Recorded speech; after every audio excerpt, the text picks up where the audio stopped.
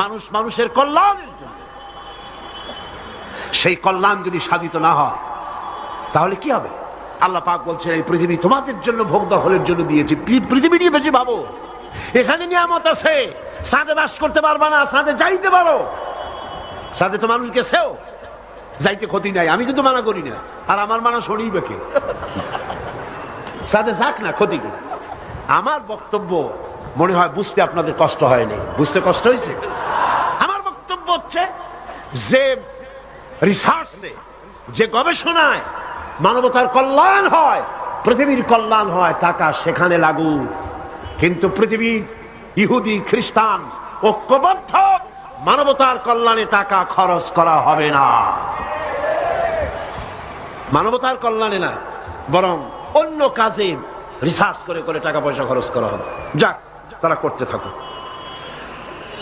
এরপরে আল্লাহ পাক বলেন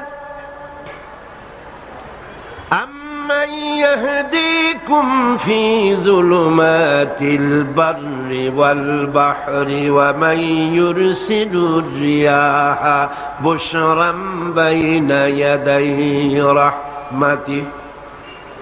কে সে যিনি জলে স্থলে অন্ধকারে তোমাদের পথ দেখিয়ে দেন? অন্ধকারের ভিতরে, পানির ভিতরে এবং স্থল ভাগে কে তোমার পথ দেখায়? কে দেখায়? বলেন না, কে দেখায়? সমুদ্রের ভিতরে নাবিকেরা যখন পথ চলে, দিনের বেলায় সূর্য দেখে পথ নির্ণয় করে, কিন্তু রাতের বেলায়, রাতের অন্ধকারে সে যেন পথ হারায় না ফেলে, সেই জন্য আল্লাহ রাব্বুল আলামিন বলেন আমি আকাশে তারকা খচিত করে রেখেছি, তারকা দেখে দেখে নাবিকরা পথ নির্ণয় করে গন্তব্যে পৌঁছে যায়, পথ হারায়া যায় না।